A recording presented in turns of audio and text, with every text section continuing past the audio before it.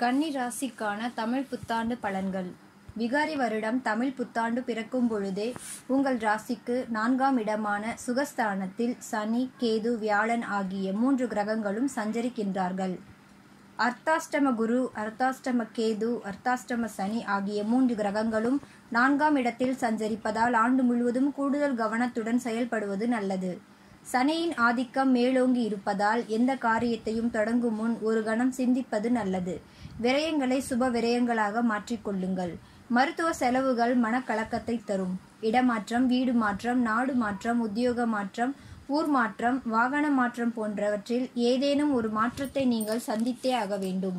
வரும் மாற்றங்கள் உங்களுக்கு மகிழ்ச்சியையும் மன அமைதியையும் தரும். தாயின் உடல்நலத்தில் கவனம் தேவை. சிறு சிறு தொல்லைகள் அடிக்கடி வந்து கொண்டே இருக்கும். உடல்நல சீர்கேடுகள் உருவாகலாம். அது மட்டுமல்ல, குடும்ப உறுப்பினர்களில் ஒருவர் மாற்றி ஒருவருக்கு உடல் நல குறைபாடுகள் வந்து கொண்டே இருக்கும். குரு கல்வி ஸ்தானத்தில் பலம் பெற்றிருப்பதால் குழந்தைகளின் படிப்பு சம்பந்தமாக எடுத்த முயற்சிகளில் வெற்றி கிடைக்கும். தொழிலை விரிவுபடுத்தும் முயற்சியில் ஈடுபடுவது அவ்வளவு நல்லதல்ல. அர்த்தாஷ்டம சனி விலகிய பிறகு எடுக்கும் புது முயற்சிகளில் அனுகூலம் கிடைக்கும். உத்தியோகத்தில் உள்ளவர்கள் பதவி ஓய்வு பெற்று பின்பும் பதவி நீடிக்குமா என்று நினைக்கலாம். ஆனால் 10ஆம் இடத்தை சனி, கேது ஆகிய 2 வலிமை பெற்ற கிரகங்கள் பார்ப்பதால் பதவி நீடிப்பு கிடைப்பது அரிது. அதே நேரத்தில் பதவி ஓய்விற்கு பிறகு வேறு பணியில் சேரும் வாய்ப்பு கிடைக்கலாம்.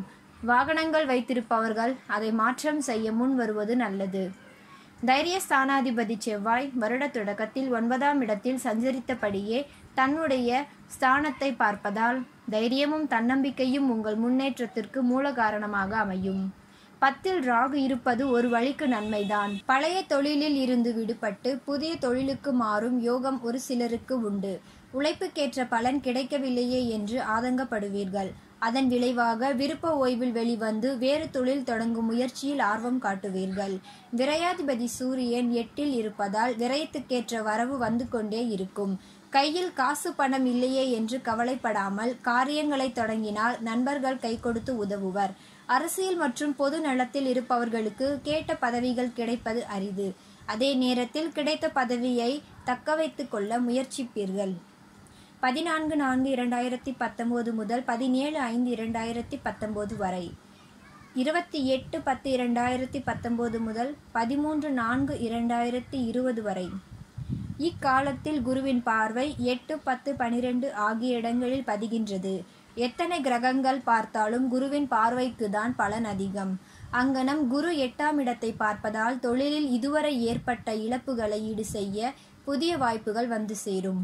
வீண் விவகாரங்களால் ஏற்பட்ட வில்லங்கங்கள் அகலும். திருமணம், வளைகாப்பு போன்ற சுப நிகழ்ச்சிகள் ஒன்றன் பின் ஒன்றாக நடைபெற தொடங்கும். இடங்கள் வாங்க பத்திரப்பதிவில் ஏற்பட்ட தடைகள் அகலும். சிறுநீரக கோளாறுகள் அகலும். குருவின் பார்வை 10ஆம் இடத்தில் பதிவது யோகம்தான். 10ஆம் இடத்தை குரு பார்ப்பதால் முத்தான தொழில் அமையும் என்பது முன்னோர் வாக்கு. அந்த அடிப்படையில் நீங்கள் தொழில் நடத்துபவர்களாக இருந்தால் இப்பொழுது தொழில் சூடுபிடிக்கும். வியாபாரம் விறுவிறுப்பாக நடைபெறும். அதிகார வர்க்கத்தினரின் ஆதரவு உங்களுக்கு கிடைக்கும். பொது நலம் மற்றும் அரசியலில் இருப்பவர்கள் பின்னணியாக இருக்கும் பிரபலஸ்தர்களின் முயற்சியால் புதிய பதவிகளை பெறுவர்.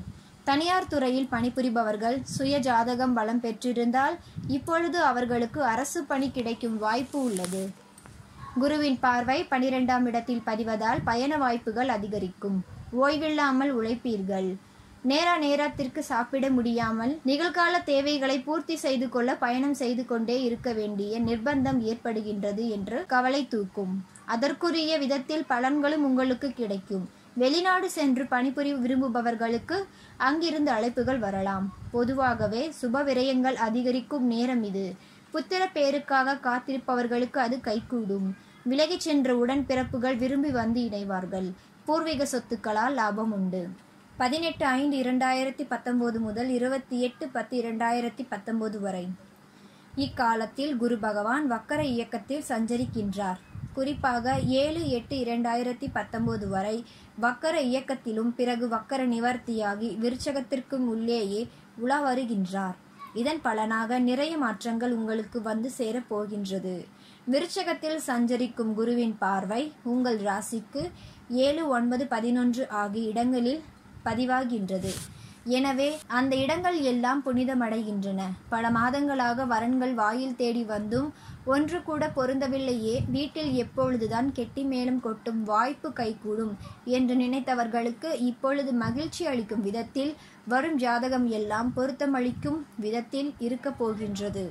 அது மட்டுமல்ல, இதுவரை பார்த்த வரன்களை விட இப்பொழுது வந்த வரன்கள் மிக சிறப்பானதாக இருக்கின்றது என்று நீங்கள் நினைப்பீர்கள். 9ஆம் இடத்தை குரு பார்ப்பதால் பொன் பொருள் வாங்கும் யோகம் உண்டு.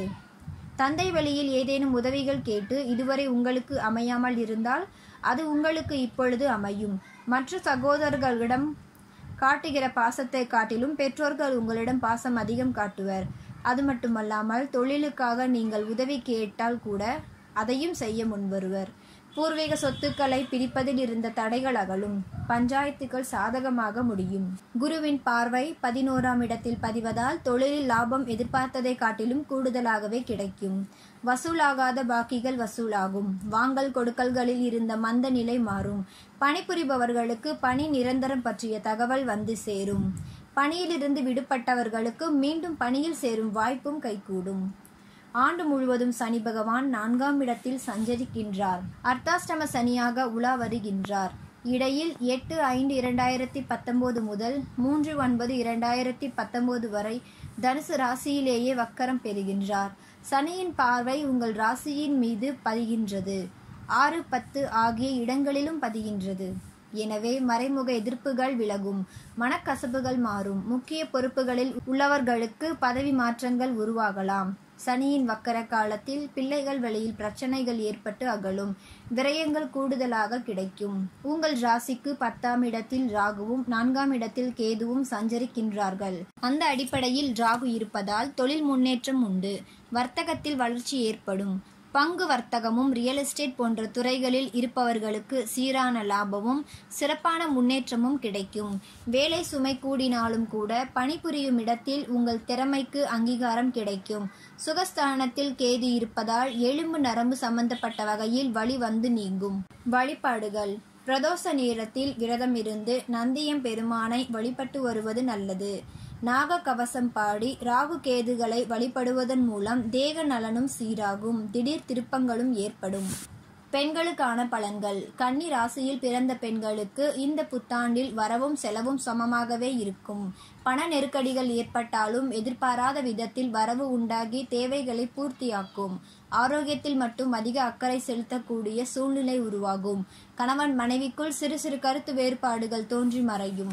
பிணக்குகள் அகன்று இணக்கம் ஏற்பட குலதெய்வ வழிபாட்டில் கவனம் செலுத்துங்கள். புகுந்த வீட்டில் உள்ளவர்களிடம், குறிப்பாக வயதில் மூத்தவர்களிடம் ஆலோசனைகளை கேட்டு செயல்படுவதன் மூலம் அமைதி காண இயலும். தாய்வழி ஆதரவு திருப்தி தரும். சகோதரர்களில் ஒரு சிலர் மட்டும் உங்கள் குணம் அறிந்து நடந்து கொள்வர். பணிபுரியும் பெண்களுக்கு இடமாற்றங்கள் தானாக வந்து சேரும். ஆனால் அது எதிர்பார்த்த இடமாற்றமாக அமையாது. விருப்பப்பட்ட இடம் கிடைக்கவில்லையே என்று கவலைப்படாமல் கிடைத்த இடத்திலேயே விரும்பி பணிபுரிவது நல்லது. மேற்கு பார்த்த துர்க்கை வழிபாடும் திசை மாறிய தெய்வ வழிபாடும் செயல்பாடுகளில் வெற்றியை கொடுக்கும்.